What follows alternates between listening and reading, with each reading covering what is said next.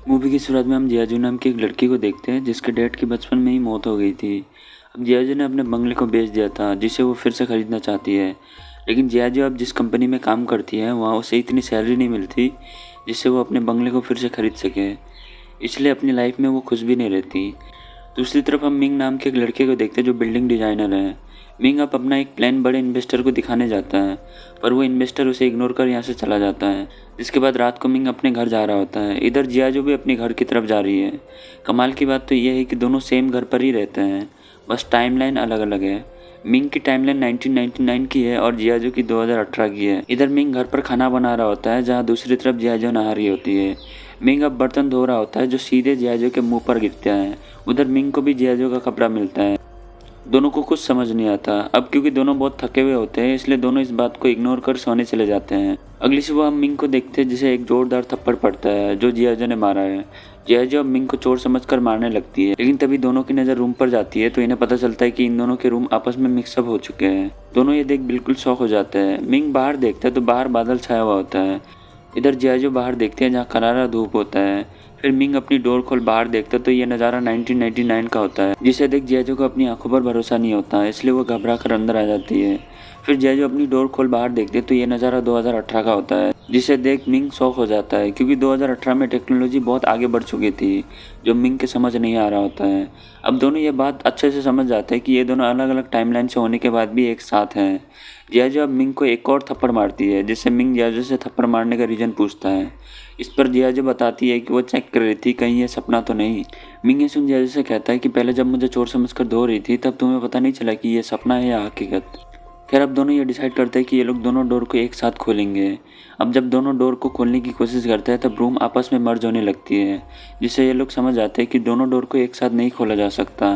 इसके बाद जियाजू को याद आता है कि 1999 में तो उसके डैड जिंदा थे, इसलिए वो अपने डैड से मिलने मिंग के साथ 1999 में जाती है जहाँ वो देखती है कि उसके डैड 1999 वाली छोटी जियाजू के साथ खेल रही है। जियाजू ये देख इमोशनल होकर अपने डैड से मिलने के लिए आगे बढ़ने लगती है, पर तभी यहाँ अर्थक्वेक आने लगता है जिससे जियाजू अपने डैड से नहीं मिल पाती, इसलिए दोनों वापस रूम में आ जाते हैं। यहाँ रूम में मिंग जियाजू को 2018 में ले जाने के लिए कहता है, जिसे सुन जियाजू मिंग को एक लैपटॉप देता है। मिंग लैपटॉप को देखकर हैरान हो जाता है क्योंकि 1999 में तो बस कंप्यूटर हुआ करता था। मिंग अब गूगल पर अपना नाम सर्च करता है जिससे यहाँ रूम में अर्थक्वेक आने लगता है। इससे जियाजू मिंग से कहती है कि हम दोनों अपने पास्ट या फ्यूचर के लोगों से नहीं मिल सकते हैं और ना ही हम उनके बारे में जान सकते हैं। साथ ही मेरे डोर को बस मैं ही खोल सकती हूँ और तुम्हारे डोर को सिर्फ तुम खोल सकते हो। हम दोनों ही एक दूसरे के डोर को नहीं खोल सकते हैं, पर अगर डोर खुला हो तो हम आ जा सकते हैं। इसके बाद हम फ्यूचर के एक साइंटिस्ट को देखते हैं जो एक बिजनेसमैन से कहता है कि हमने जिस टाइमलाइन को बनाया था वो इस जगह ना आकर किसी दूसरी जगह पर चली गई है, जिसे हमें ढूंढना होगा। इधर बिजनेसमैन उस टाइमलाइन से पैसे कमाने के बारे में सोच रहा होता है, पर हमें इस बिजनेसमैन का चेहरा नहीं दिखाया जाता। इसके बाद हम फिर से मिंग और जियाजू को देखते हैं जहाँ जियाजू मिंग से कहती है कि उसके डैड उसे बचपन में ही छोड़कर गॉड के पास चले गए थे, इसलिए अब जब भी जियाजू को डैड की याद आती है तो वो उनके कार की को देख लेती है। साथ ही जियाजू मिंग से कहती है कि मुझे अपने बंगलों को भी वापस खरीदना है। अगली सुबह दोनों अपने अपने टाइमलाइन में ऑफिस के लिए निकल जाते हैं जहाँ हमें जियाजू के बारे में पता चलता है। दरअसल जियाजू की एक शर्त होती है कि जो कोई उसे उसका घर खरीद कर देगा वो उसी से शादी करेगी। अब इस चक्कर में जियाजू काफ़ी लड़कों के साथ डेट भी करती है, लेकिन कोई भी जियाजू की इस टर्म्स एंड कंडीशन को नहीं मानता। पर एक दिन जियाजू को एक लड़का मिलता है जो इस कंडीशन को मान लेता है, लेकिन इसकी एज थोड़ी ज़्यादा होती है जिससे जियाजू को कोई फ़र्क नहीं पड़ता। इसलिए आदमी जियाजू से कहता है कि वो बहुत जल्द उसके घर को खरीद लेगा जिसे वो जियाजू और अपने नाम कर लेगा। जियाजू ये सुन काफ़ी खुश हो जाती है। फिर ये आदमी जियाजू से कहता है कि मैं कैश नहीं रखता, बस कार्ड यूज़ करता हूँ, इसलिए छोटी मोटी खर्चे के लिए मुझे थोड़ा कैश चाहिए होगा। जिसकी बात सुन जियाजू एटीएम से कैश निकाल कर दे देती है। फिर ये आदमी पानी की बोतल लेने जाता है जिसके बाद वो लौटता ही नहीं। यहाँ जियाजू को समझ आ जाता है कि वो एक चोर था जो उसके साथ फ्रॉड करके भाग गया।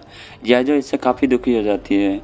दूसरी तरफ हम वॉशरूम में एक प्राइवेट कंपनी के ओनर, उसके मैनेजर और एक एम्प्लॉय को देखते हैं जहाँ ओनर अपने मैनेजर से कहता है कि हमें हमारा बिजनेस और आगे बढ़ाना है, इसके लिए मेरे दिमाग में बहुत सारे आइडियाज़ है। ये बोलकर ओनर यहाँ से चला जाता है, जिसके जाते मैनेजर अपने दोस्त से कहता है कि हम ओनर को बैंक के झमेले में फंसाकर उसके कंपनी को हड़प लेंगे।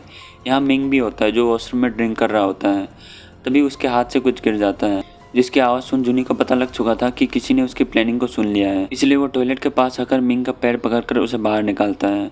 इसके बाद जूनी मिंग से कहता है कि तुम्हें तुम्हारे बिजनेस के लिए पैसे चाहिए थे ना, मैं तुम्हें बैंक से लोन दिलवाऊंगा, पर शर्त यह है कि तुम ये बात किसी को नहीं बताओगे। मिंग कहता है कि हाँ ठीक है। फिर जूनी मिंग को अपने ऑफिस बुलाता है और कहता है कि मैं तुम्हें लोन क्यों दिलाऊं, जबकि तुम्हारे पास मेरे खिलाफ कोई प्रूफ भी नहीं है, इसलिए मैं तुम्हें अब जॉब से निकाल रहा हूँ। मिंग यहाँ जूनी से कहता है कि वो ये बात किसी को नहीं बताएगा, पर अफसोस जूनी उसकी एक भी बात नहीं सुनता। इसके बाद हम जियाजू को देखते हैं जो एक ज्वेलरी शॉप में काम कर रही थी। तभी उसे यहाँ एक पुराना दोस्त जियाया मिलती है। जियाया जियाजू से कहती है कि उसकी अब शादी हो चुकी है एंड उसके हस्बैंड बहुत अमीर है। ये सुन जियाजू भी उससे कहती है कि उसकी भी शादी हो चुकी है एंड उसके हस्बैंड एक बहुत बड़े बिजनेसमैन है।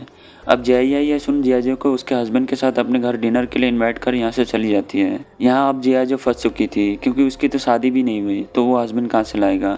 इसलिए जियाजू मिंग को अपने साथ ले जाने का फैसला करती है। फिर जियाजू रेंट में एक सूट लाकर मिंग को पहनने के लिए कहती है। इसके बाद दोनों रेडी होकर जियाया के घर जाती है। यहाँ जियाजू मिंग को अपना हस्बैंड बताती है।